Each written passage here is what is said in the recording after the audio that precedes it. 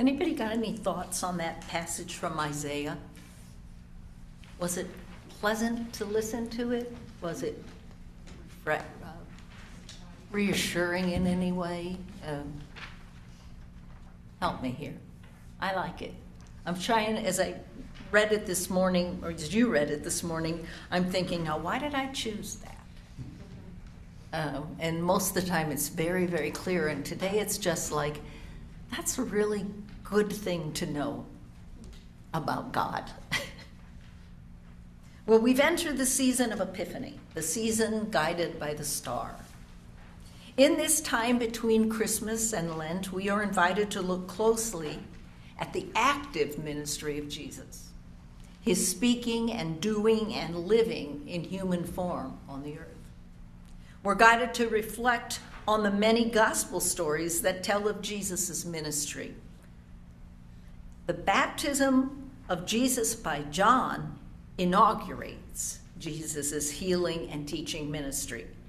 And the passage today leads us into the season of the star. At the baptism of Jesus, as we just heard, the heavens opened and the Spirit of God descended like a dove, alighting on him, and he received the spiritual power necessary to perform his earthly work and ministry.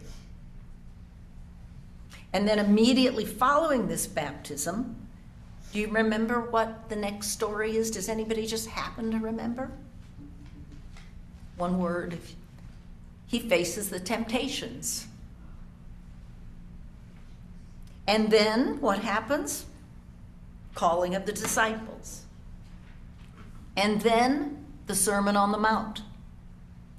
All necessary things to prepare Jesus to gather his followers and to instruct them in the most essential of essential teachings.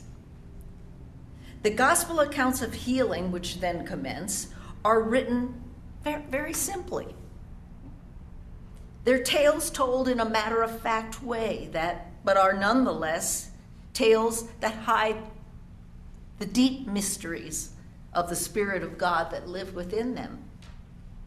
In the midst of the tragedy of world events, of that time, political differences, hostility between nations and regions, power-driven blindness of cruel kings, the abuse of the most vulnerable. Wow, I'm feeling some familiarity here. The poor and the sick, women and children. Jesus becomes a radiant star to guide humanity. Jesus' actions during his ministry become a model that shines throughout history, a model for our own actions, for the strength of our own will forces for good, for healing and justice and peace. That's all. Just everything. Today, we each selected a star word, which we hope might serve as a focus for our meditation throughout Epiphany and into the year ahead. Perhaps this star can help us discern our own callings, or to face our own demons, or to find our own strength, perhaps to get closer to becoming what we were put here on earth to know and to do. But back to the story. John the Baptizer was a rascal of a man, we are told. Full of passion and fire, he spoke and acted in rebellious ways that did not conform to this world. He spoke with an intensity that shook things up around him. The contrast of his style to that of the man for whom he was preparing the way, the one whose sandal he did not feel worthy to tie, was very pronounced. John's dramatic darkness was a fine backdrop for Jesus' gentle light. This fire in John predicted the divine action that would follow. In the story of John the Baptist, we see John's forcefulness as a kind of will activity necessary to wake up the spirit.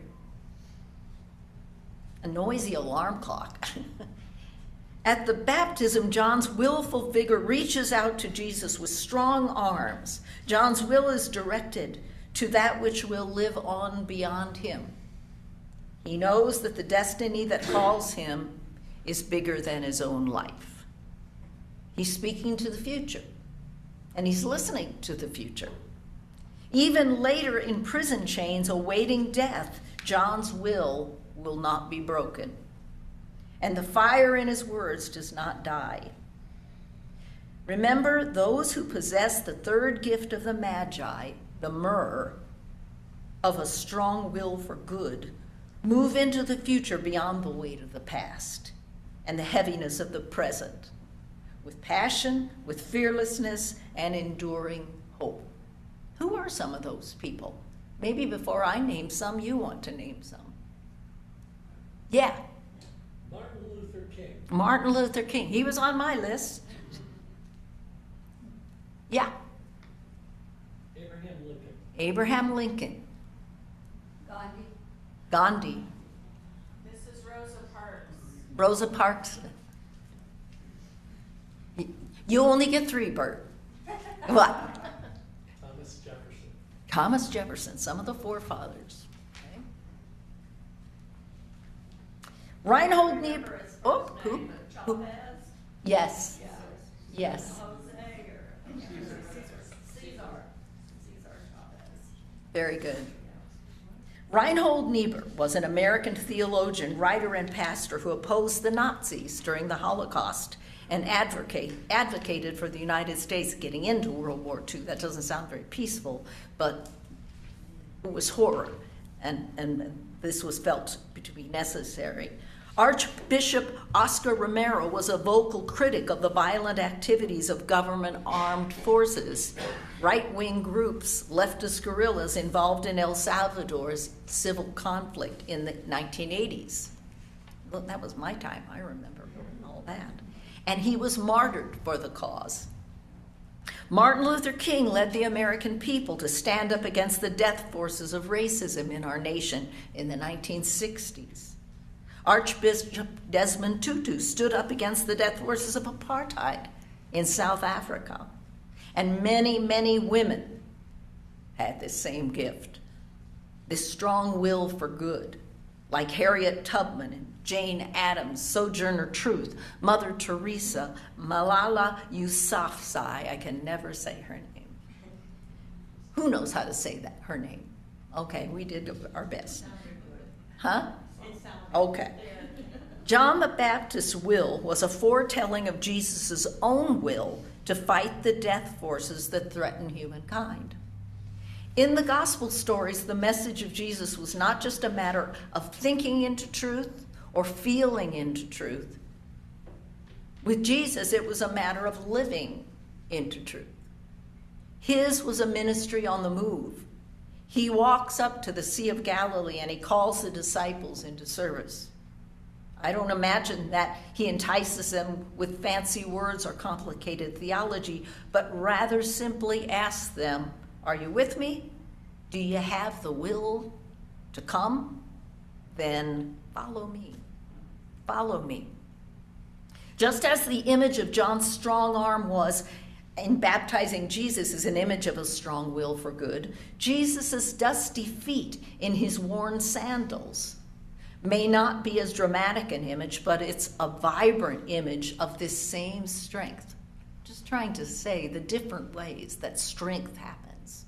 Endurance, persistence, and also fire.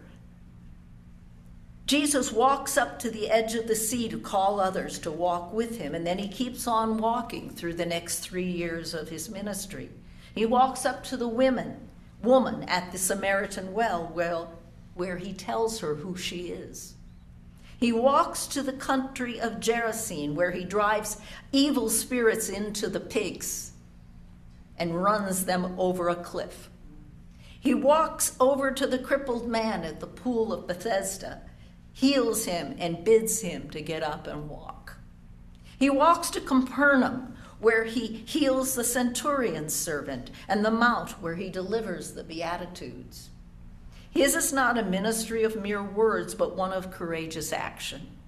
He touches the eyes of the blind and the ears of the deaf. He lays hands on epileptics and paralytics. He feels a tugging on his garment by the hemorrhaging woman and stoops to address her. He fries fish on the seashore for the disciples' breakfast. He turns over the table of money changers in the temple, and in the days between his crucifixion and ascension, he walks with his disciples along the Emmaus Road. In a kind of intimacy, they don't know who he is. They walk and talk. Jesus possessed the gift of a strength of will that fought the lies of the governing authorities, the hypocrisy and the false pride of the religious leaders, the shame of the tax collector, the weakness and misunderstanding of the disciples, and the betrayal of Jesus and the turncoat crowd. And everywhere he walked, he told stories, open-ended stories, that pulled his listeners in by asking more questions of them than he had answers for them. His stories were simple parables, using the everyday matters of life to suggest much deeper truths. Stories of seeds sown, lost coins, lost sheep. Families reunited, enemies showing compassion for a stranger, forgiveness of debt, trees blossoming and suddenly dying. Jesus' life made manifest the Spirit of God becoming the shining star to guide human life, filling those around him with wonder and bringing the world an enduring hope which would survive his own death and the death forces that live among us still. It will survive the death forces that live among us still. That's for you, Sue. The blind arrogance, the greed, the competitiveness of this world, the inability to recognize the oneness of humanity, and the incapacity to see the earth as alive and inspirited. So that's all I got to say today. Bunch of words. I'm not acting. Saying. But I'll close with a poem by Ada Limon found in the SALT blog. Kathy pointed it out to me for Epiphany in December of 2025. You might say it's a suburban call to action, an invitation to wake up and see and shine with starlight. Okay, I wanted to get this to one of you beautiful readers, but I didn't have time to put it on the same page so you could have it. So you just got me today. Out here, there's a bowing even the trees are doing. Winter's icy hand at the back of all of us. Black bark, slick yellow leaves, a kind of stillness that feels so mute it's almost in another year. I am a hearth of spiders these days, a nest of trying. We point out the stars that make Orion as we take out the trash. The rolling containers, a song of suburban thunder. It's almost romantic as we adjust the waxy blue recycling bin until you say, man, we should really learn some new constellations. And it's true. We keep forgetting about Anticus, Centaurus, Draco, Lacerta, Hydra, Lyra, Lynx. But we're mostly forgetting that we are dead stars too. My mouth is full of dust and I wish to reclaim the rising, to lean in the spotlight of streetlight with you toward what's larger within us, our star, toward how we were born. Look, we are not unspectacular things. We've come this far, survived this much. What would happen if we decided to survive more, to love harder? What if we stood up with our synapses and flesh and said no, no to the rising tides? Stood for the mute mouths of the sea, of the land? What would happen if we used our bodies to bargain for the safety of others, for the earth? If we declared a clean night, if we stopped being terrified, if we launched our demands into the sky, made ourselves so big people could point to us with arrows they make within their minds, rolling their trash bins out, after all of this is over. Want me to read it again?